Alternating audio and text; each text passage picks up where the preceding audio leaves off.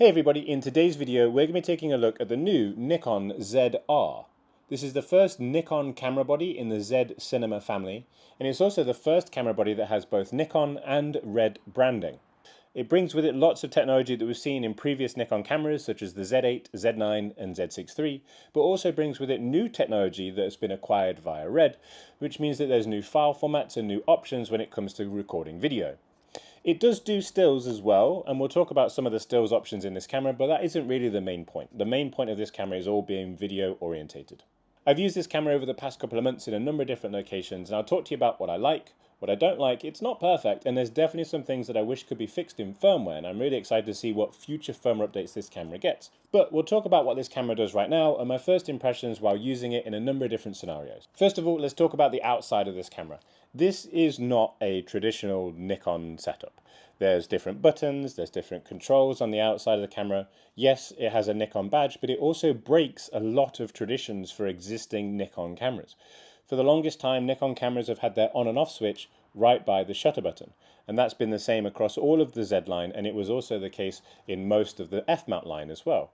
So that on and off switch is gone now. There's no on and off switch around the shutter button. Instead, it's been replaced by a toggle switch that allows you to either use a power zoom or when using high res zoom. And you can also use it to punch in as a magnifier as well.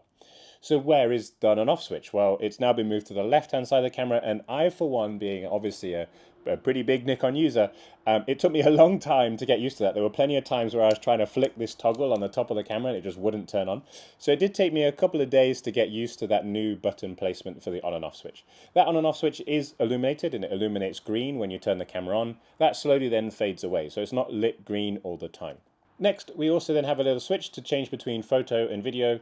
When it comes to this switch, it's like the traditional switch you have on the back of a Z mount camera where you can switch between stills and video. It changes your settings over, so you can remember your settings from stills, remember your settings from video, so you don't have to switch between the two and then have an incorrect shutter speed or an incorrect aperture, for example. It just remembers the settings you used last in each individual mode. We then have 3 function buttons across the top, so 1, 2, and 3. They do have designated options straight out of the box. So 1 can be used for exposure compensation, 2 can be used to change your mode because there's no main mode dial on the camera, and then 3 can also be used to change your display. But all of those options are also fully customizable, so you can swap them to a particular setting of your choice. Whether you want to have direct access to things in your menu, there's lots of different choice that you can assign to those 3 function buttons. I mentioned the rocker switch and the zoom switch already. Inside that switch, we then technically have the shutter button. The shutter button now has a red ring around it, and it is used as the primary record button. It still has the half press though, and that has caught me out quite a few times.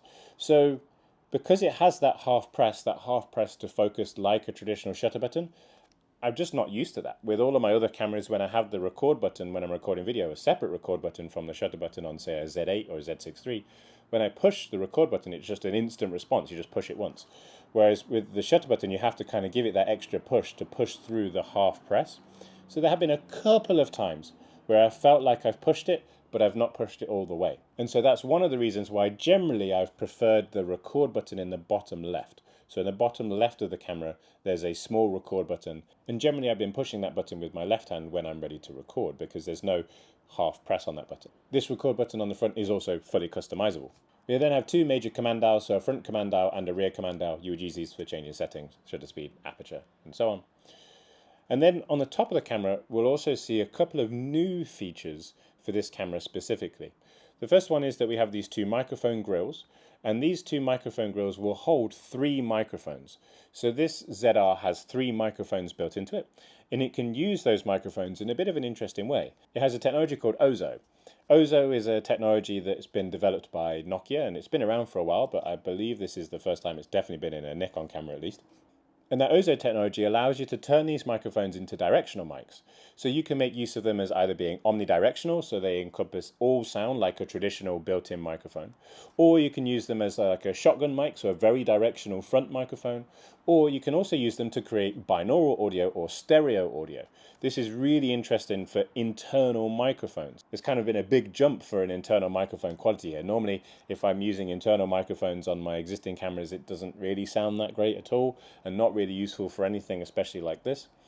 So It'd be really interesting to spend a bit more time with these microphones to see what they sound like, but we'll talk about those mics and I'll show you what that camera sounds like a little later in this video.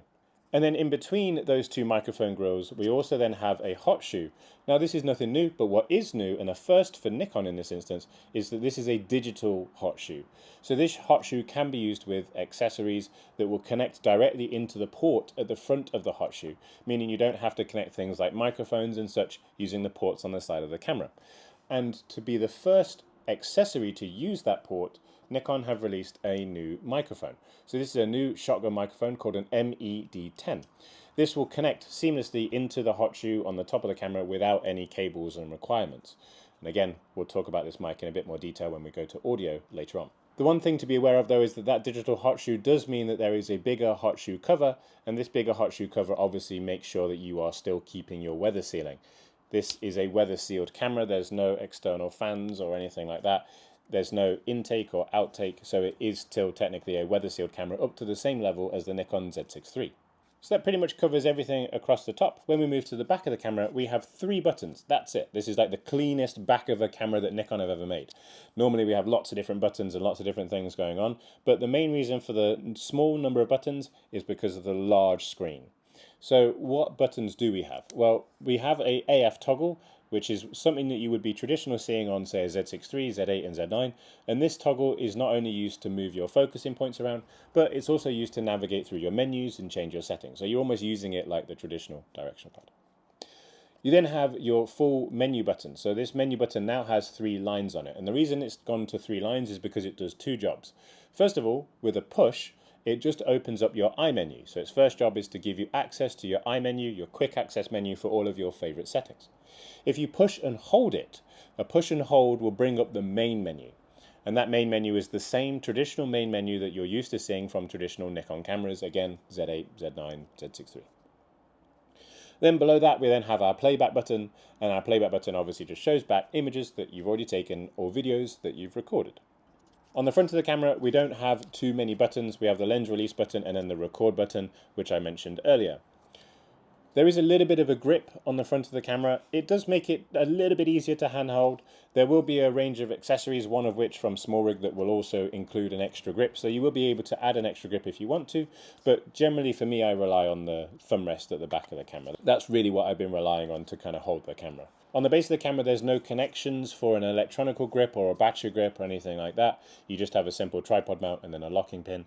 And then inside the battery door, this is where you'll find the battery. This is just a normal ENEL15C. So it takes a traditional Nikon battery, no different from the Z8, Z6 III or ZF. It uses that 15C that we've come to know and love from existing Nikon cameras.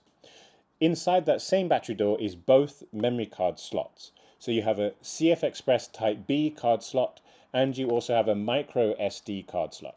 The micro SD card slot is useful. It's not just a slot that you would never use. You can record up to 6K, it's 60 frames per second in 10-bit N-Log to the micro SD card slot, as long as it's a fast enough micro SD card. So even if you are using this camera as just a normal creator, like for recording YouTube videos in 10-bit up to 6K, then you can record those directly to the micro SD card. So don't just write the micro SD card off as a slot that you're never going to use. I do think it'd still be useful, especially if you wanted to buy just a large-sized micro SD card that you just leave in there as redundancy. And one thing to note is you can't really access the micro SD card with the battery in. Because of where the slot is positioned, it's recessed below the battery. So you have to take the battery out to take the memory card in and out for the micro SD card. So generally I'd recommend, if you are going to use that micro SD card slot, then I would recommend buying a large size that you can use to just keep as almost like internal memory. Keep it in the camera and you can record 6K, 60 frames per second, 4K, 120 frames per second, and all of that in 10-bit N-Log if you want to. What the micro SD card will not do is it will not let you record anything higher than that. So you can't do anything that's ProRes and you can't do anything that's RAW files. All of those RAW file recordings will go to your CF Express card slot. So CF Express card is what you'd use for all the bigger stuff. And then moving around to the side of the camera, we have our ports. So this is probably really one of the first controversial areas that we'll go over. So we have a microphone port and a headphone port. That's normal, that's traditional. We then have a normal USB-C charge port. We're used to that. Now, the HDMI is a micro HDMI. it is what it is. We can't change it. It's a micro HDMI port. It's obviously one of the worst ports you can put on a camera. They're very easily broken. No one ever really carries a micro HDMI cable. So sure, it's not the best solution. But the reason for that port, well, there's two main reasons. The first one is that micro HDMI does allow the camera to be that little bit smaller. Also, Nikon's thinking is that you don't necessarily need to use an external display as often because of how good the display on the camera is. Unlike other displays, this is actually pretty nice. It's high resolution, it's extremely bright, and it's also very big. So this is a 4-inch display, the biggest in its class. It's also the highest resolution in its class, being a resolution of 1280 by 800. It's also the brightest at 1000 nits, and it also has P3 color.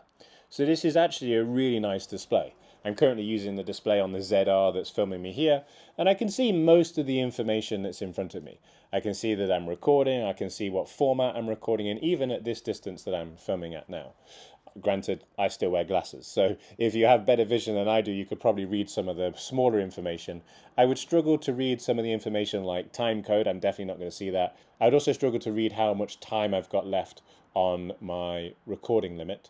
If you do want to use an external monitor with this camera, then obviously you will be making use of that micro HDMI port. There will be an adapter from micro HDMI to full-size HDMI that will bolt into the cage. The adapter and the cage that are made for this camera by Summery are going to be available from launch. So if that is something you're interested in and you do need to rig the camera, then you can get a bolt-in adapter if you need to. When it comes to the body size, this is the smallest and lightest full-frame cinema camera you can get, really. The body size is 134mm by 80.5mm by 49mm, and making it easier to rig and put into smaller, awkward places. It's also worth mentioning that this system is highly dependent upon a cage system. There's no internal mounting points to the camera. There's just one tripod mount at the bottom of the camera, but it's quite common for a cinema camera to have mounting points across the top, of which the ZR has none. Again, making it smaller and lighter, but then the disadvantage is you can't necessarily mount anything directly to the camera. You have to rely on a cage system. Summery is making a whole system of accessories, a specific handle that will curve around the XLR adapter, a specific cage that has a built-in grip. Okay, so that pretty much covers everything on the outside of the camera. Let's take a look at what's going on the inside. So this is a 24.5 megapixel partially stacked sensor. It's the same sensor that we've seen in the Nikon Z6 III. It also shares the same XPEED7 processor, the same processor that we've seen in Z6 III, Z8 and Z9. In terms of resolutions, frame rates and formats, so when it comes to video, you can shoot 6K 60 frames per second. That's the maximum resolution at that maximum frame rate of 60 frames a second in 6K. You can also shoot 4K 120, you can shoot 4K 60, 50, you can also shoot 1080 all the way up to 240 frames per second. So you have lots of choice when it comes to frame rates and resolutions. When it comes to cropping, 6K 60 frames per second is your full frame sensor, albeit with a 16:9 applied. You then have a 4K 120 crop at DX. So the major crop is the 4K 120. A DX crop is a 1.5 times crop, similar to APS-C or similar to Super 35.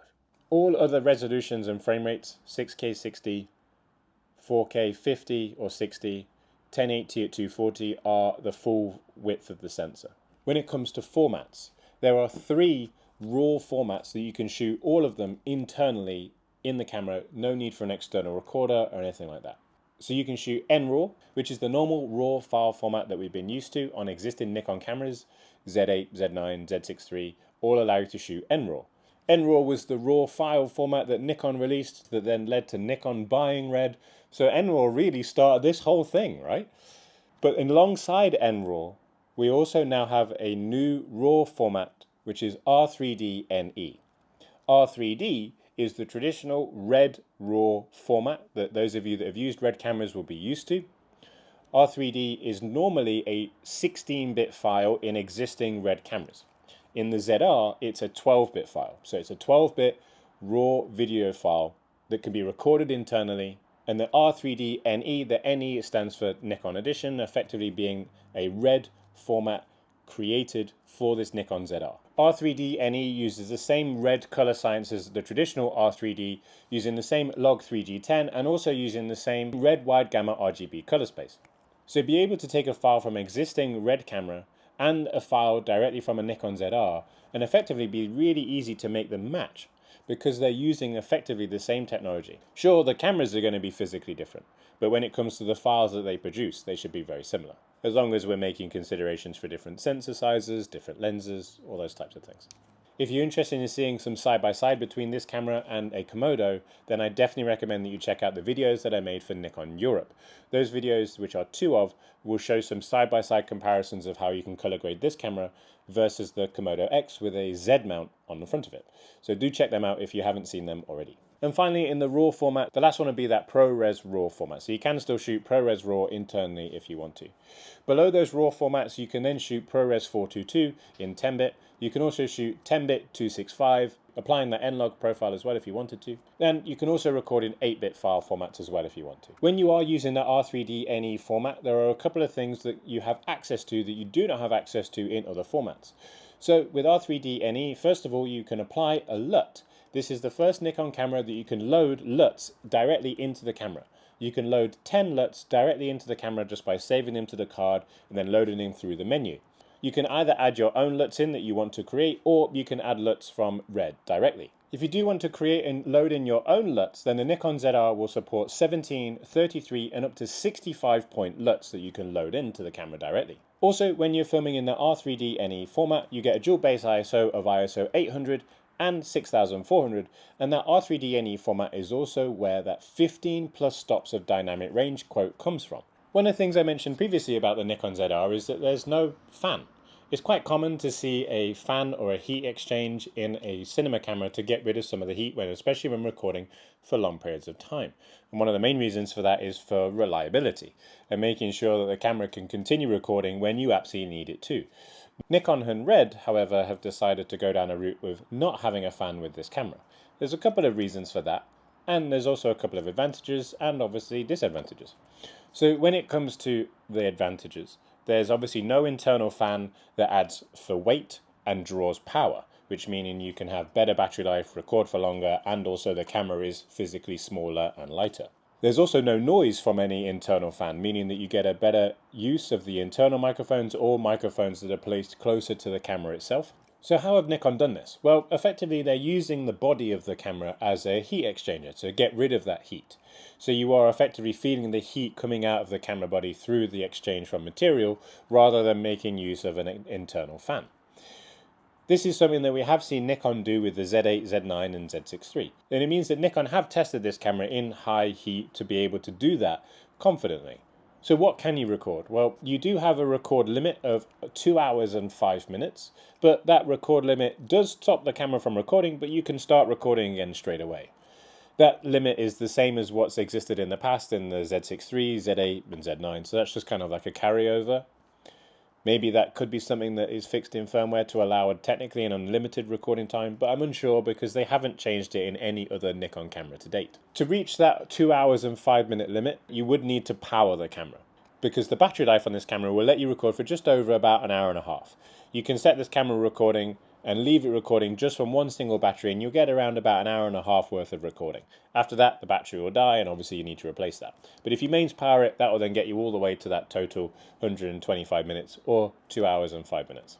So I'm not overly concerned with this camera overheating. The biggest thing that you should always be aware of when it comes to overheating is the vast majority of overheating circumstances are caused by memory cards. Ensuring that you use a CF Express Type B card that does not generate unnecessary heat and put that into your camera body is vital.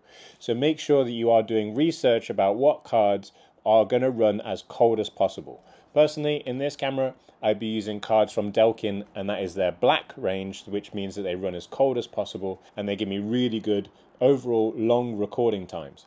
I've also been testing some cards from OWC in this camera, which have also performed extremely well as well. I've also used this camera in extremely hot conditions. When we were making glass, this is a video that I made for Nikon Europe, the glass making facility had an ambient temperature of between 35 to 40 degrees centigrade. And we were using these cameras in those conditions. We filmed the glass being made, we filmed an interview, and we didn't get any overheating warnings from the cameras. There was a heating warning of a card getting hot, but we were recording an interview to camera for a long period of time, so the card was going to get hot anyway, but they weren't my cards. So it's vital to make sure that you are using the correct cards that do not get overly, excessively hot, because some of them do get incredibly hot. And that will just add to the temperature in the camera, meaning that you cannot record for as long. I have no other concerns about overheating. As we've seen with previous cameras, Nikon is just using the material of the body to get that heat out of the camera, and that has been pretty effective, especially in something that's this small. And there is also quite a lot of heat exchange space on the back of the camera when the screen is flipped out. So when you have that screen flipped out, there's a lot of heat exchange that can happen on this metal section on the back of the camera here. So that would also help you if you are really struggling. But even after using this camera in high temperature, 40-degree heat, then I'm still really impressed with how it handles the heat. And we were shooting 4K 120, 6K 60, and we didn't have any issues. As I say, just memory card hot warnings. And a memory card hot warning is not saying that your camera is hot.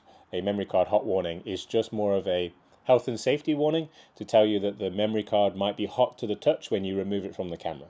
Okay, let's talk about audio. So, a couple of things to note with audio. We mentioned there's a couple of different options. So first things first, this Nikon ZR can record 32-bit float internally. There's no need for any accessories, no XLR adapters, or using a DJI mic that records 32-bit float. You can use that 32-bit float internally in camera with the internal microphones, with external microphones that connect through the hot shoe, and also with external microphones that connect through the mic port. There will also be an XLR adapter that will connect to that hot shoe as well. So that 32-bit float is all internal. There's no accessories required. That's the first one. You have that 32-bit float, meaning you can record better audio and have the ability to change that audio in post if you need to. Second, the internal microphones have this new OZO technology that we talked about earlier. I also have some other audio tests that I can show you. We've filmed on different microphones, so to give you an idea of what you can expect when using those other microphones as well, and also using the stereo sound from the OZO technology.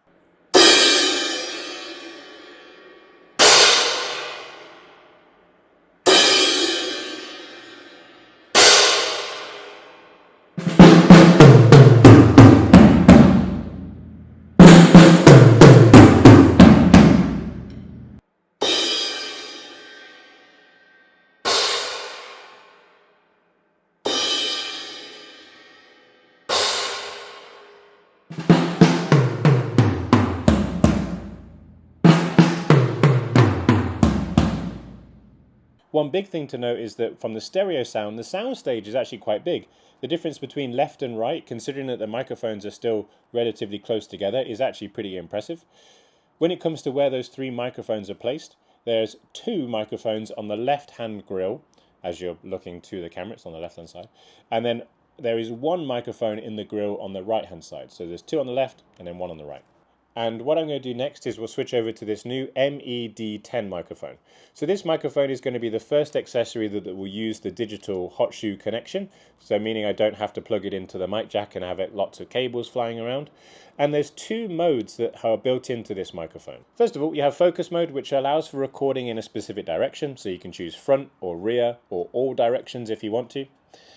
And this is really useful for using the microphone when talking to camera.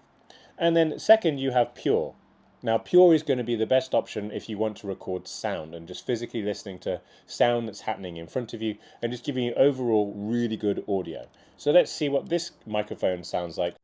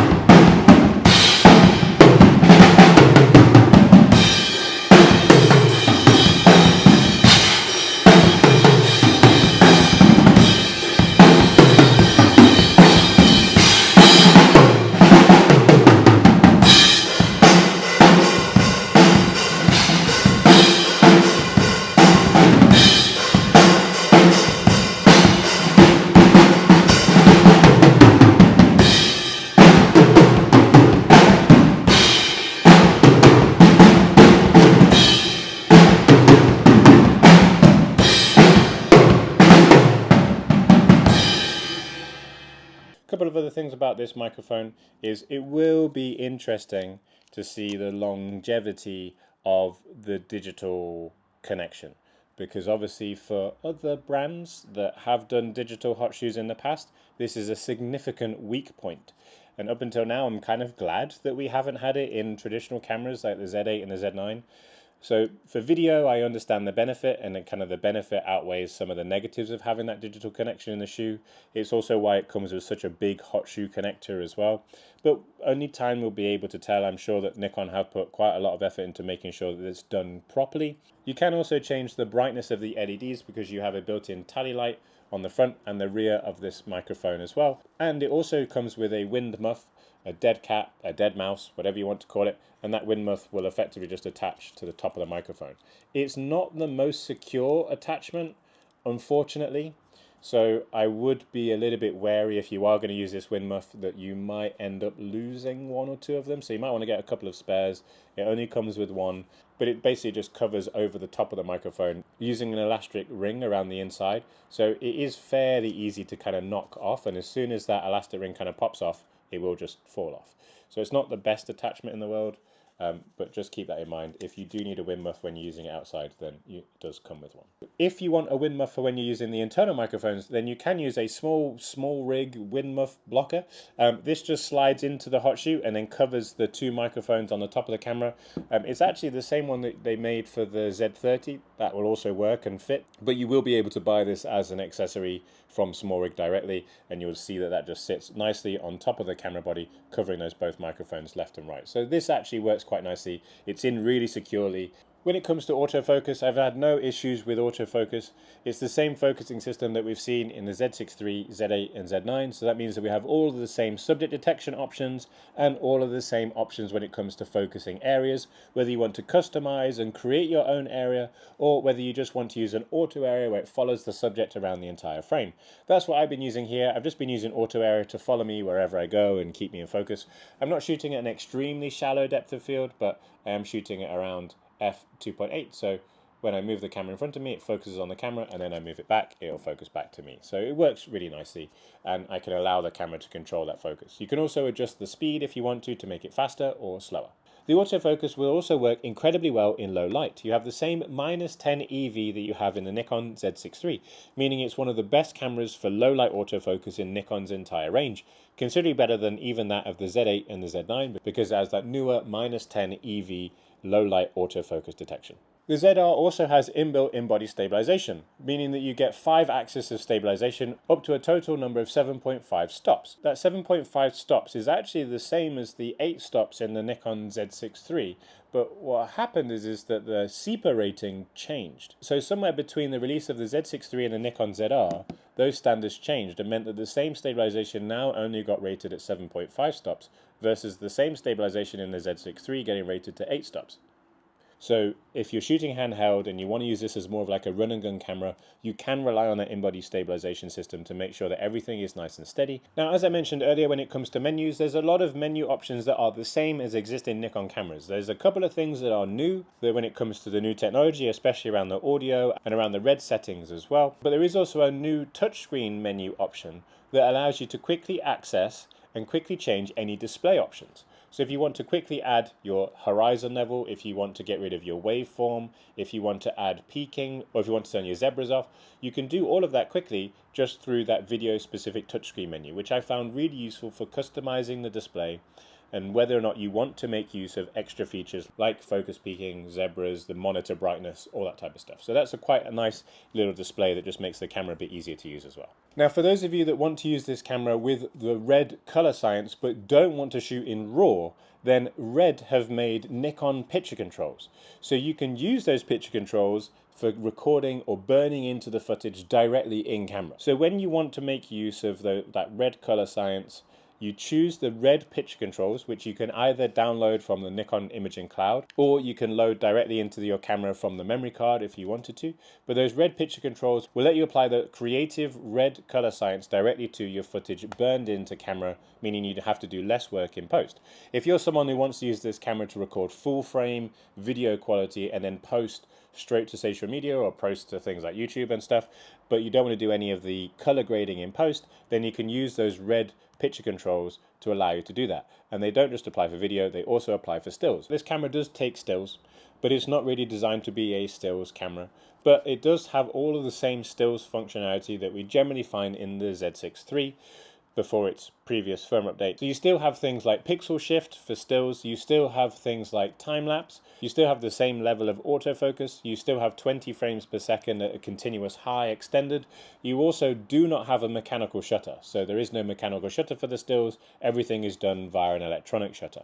So from a stills perspective, you have electronic shutter, 20 frames per second, all the same autofocus, and it works nicely as a stills camera, and there's no real major difference between this versus a Z6 III from a stills perspective, apart from the fact that the handling, the ergonomics, the viewfinder that the Z6 III has from that stills perspective as well. Now there is also one new feature in the Nikon ZR that we've not seen in any other pre-existing Nikon camera, and I really hope that this feature or this implementation of this feature comes to new Nikon cameras and also existing Nikon cameras via firmware. And it might seem really specific and you probably might go, oh, that's not really a big deal, but it is to me. And that is how this camera deals with user modes. So you have the option to have 4 user modes that are saved in the camera, and those user modes are split across stills and videos. So you can set U1, U2, U3 and U4 for your still settings and also for then your cine settings or your video settings. You can also adjust how those user modes work. Traditionally, user modes have been a default, so if you go into a U1, it always defaults back to your collection of settings, which I quite like because it means you can change settings on the fly, and then when you go back into the mode, you always know that it's going to go default to your baseline. But you can now have the option to keep changes, so any changes that you make also then become the new default. So it's kind of mixing in some of the technology from menu banks that we see in the Z8, and some of the technology from the user modes that we see in the Z6 III.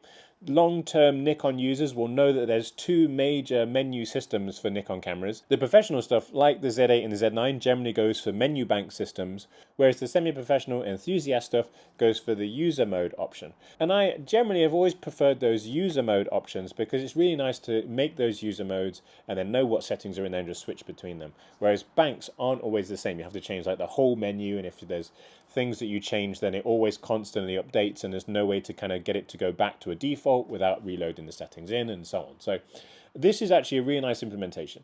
So I really like the way that the camera's done that, and you can access them from the buttons on the top of the camera just by going into the mode option. You press mode, it'll let you cycle through all of your user modes and the traditional manual, shutter priority, aperture priority, program and auto. So that is an implementation that I would love to see come to other Nikon Z cameras, even things like the Z8 and the Z9.